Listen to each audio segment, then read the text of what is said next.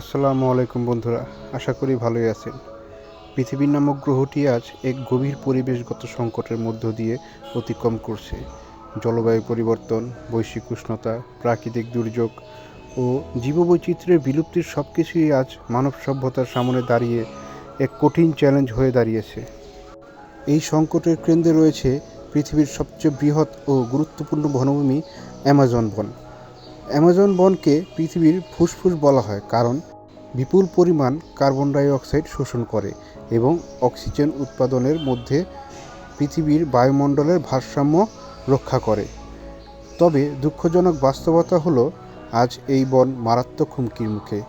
এই প্রতিবেদন আমাজন বনের ভৌগোলিক অবস্থান, প্রাকৃতিক বৈশিষ্ট্য, জীববৈচিত্র্য, মানব সমাজের সঙ্গে এর সম্পর্ক, ধ্বংসের কারণ, প্রভাব ও সংরক্ষণের প্রয়োজনীয়তা নিয়ে বিস্তারিতভাবে আলোচনা করা হোক। আমাজন বন দক্ষিণ আমেরিকা মহাদেশে অবস্থিত এবং এটি পৃথিবীর বৃহত্তম ক্রান্তীয় রেইনফরেস্ট।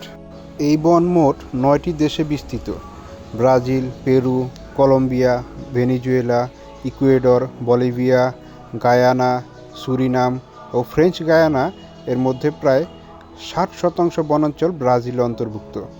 আমাজন বনের মধ্য দিয়ে প্রবাহিত আমাজন নদী পৃথিবীর সবচেয়ে বেশি প্রাণী প্রবাহ বিশিষ্ট নদী। এই নদী ও এর অসংখ্য শাখা প্রশাখা পুরো বনাঞ্চলে পরিবেশগত ভারসাম্য বজায় রাখতে গুরুত্বপূর্ণ ভূমিকা পালন করে। অ্যামাজন বনের মোট আয়তন প্রায় 55 লক্ষ বর্গ কিলোমিটার। এটি এতটাই বিশাল যে একে পুরো ইউরোপ মহাদেশের সঙ্গে তুলনা করা যায়। জলবায়ু উষ্ণ ও আর্দ্র প্রকৃতির। সারা বছরই এখানে তাপমাত্রা তুলনামূলকভাবে বেশি থাকে এবং প্রচুর বৃষ্টিপাত হয়। বার্ষিক বৃষ্টিপাতের পরিমাণ সাধারণত 2000 থেকে 3000 মিলিমিটার।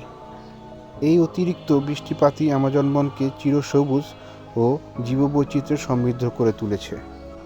আমাজন বন একটি স্তরবিন্যাসযুক্ত বন যা 4টি প্রধান স্তরে বিভক্ত। 1.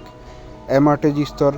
এই স্তরে সবচেয়ে উঁচু গাছগুলো অবস্থান করে, যেগুলোর উচ্চতা প্রায় 150 থেকে 200 ফুট পর্যন্ত হতে পারে। এর স্তরে সূর্যের আলো সরাসরি পড়ে এবং ঈগল, বড় পাখি ও কিছু বাদুড় এখানে বসবাস করে। 2. ক্যানোপি স্তর। এটি বনের সবচেয়ে ঘন ও গুরুত্বপূর্ণ স্তর। একে বনের ছাদ বলা হয়। অধিকাংশ প্রাণী যেমন বানর, স্লথ, তোতা পাখি ও অসংখ্য পোকামাকড় এই স্তরে বাস করে। 3. আন্ডার স্টোরি স্তর। এই স্তরে আলো তুলনামূলকভাবে কম পৌঁছায়।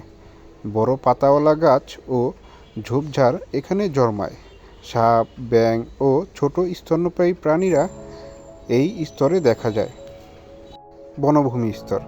এখানে সূর্যের আলো খুব কম পৌঁছায়, তবে মৃত পাতা ও উদ্ভিদের দ্রুত পচনের মাধ্যমে পুষ্টির পূর্ণচক্রায়ন ঘটে, যা পুরো বনের জন্য অত্যন্ত গুরুত্বপূর্ণ। অ্যামাজন বন পৃথিবীর সবচেয়ে সমৃদ্ধ জীববৈচিত্র্যের অঞ্চল।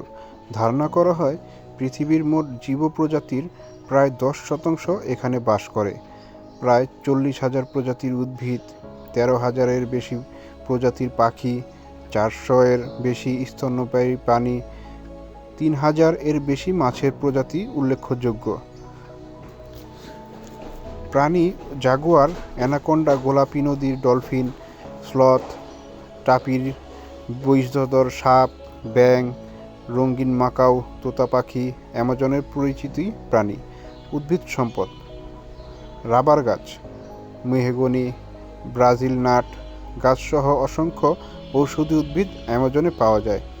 আধুনিক চিকিৎসা বিজ্ঞানের বহু ওষুধের উৎস এই বনের উদ্ভিদ। অ্যামাজন বনে প্রায় 400-টিরও বেশি আদিবাসী জনগোষ্ঠী বসবাস করে। তারা প্রজন্মের পর প্রজন্ম ধরে প্রকৃতির সঙ্গে সামঞ্জস্য রেখে জীবনযাপন করে আসছে। শিকার, মাছ ধরা, ফলমূল সংগ্রহ ও প্রথাগত কৃষিকাজ তাদের প্রধান জীবিকা। এই জনগোষ্ঠীগুলোর নিজস্ব ভাষা, সংস্কৃতি ও ঐতিহ্য রয়েছে, যা মানব সভ্যতার এক অমূল্য সম্পদ। অ্যামাজন বন ও জলচক্র। অ্যামাজন বনের বৈশ্বিক জলচক্রের গুরুত্বপূর্ণ ভূমিকা পালন করে। গাছের পাতার মাধ্যমে বিপুল পরিমাণ জলীয় বাষ্প বায়ুমণ্ডল নির্গত হয়। এই প্রক্রিয়াকে ট্রান্সপিরেশন বলা হয়। এই জলীয় বাষ্প মেঘ তৈরি করে এবং দূরবর্তী এলাকাতেও বৃষ্টিপাত ঘটায়। এই কারণেই অ্যামাজন বনকে ফ্লাইং রিভার বলা হয়। কার্বন চক্র ও জলবায়ু পরিবর্তন এর জন্য অ্যামাজন বন একটি বিশাল কার্বন সিঙ্ক। এটি বায়ুমণ্ডল থেকে কার্বন ডাই অক্সাইড শোষণ করে, গাছের কাণ্ড, পাতা ও মাটিতে সংরক্ষণ করে। বন ধ্বংস হলে এই কার্বন আবার বাতাসে ফিরে যায়, যা বৈশ্বিক উষ্ণতা বাড়ায়। অ্যামাজন বন শুধু দক্ষিণ আমেরিকার সম্পদ নয়, এটি সমগ্র মানবজাতির অস্তিত্বের সঙ্গে গভীরভাবে যুক্ত। এই বন ধ্বংস মানে আমাদের ভবিষ্যৎ ধ্বংস করা। তাই এখনই কার্যকর পদক্ষেপ গ্রহণ না করা হলে আগামী প্রজন্ম আমাদের ক্ষমা করবে না। অ্যামাজন বন বাঁচলে পৃথিবী বাঁচবে, আর পৃথিবী বাঁচলেই মানব সভ্যতা টিকে থাকবে। আসসালামু আলাইকুম।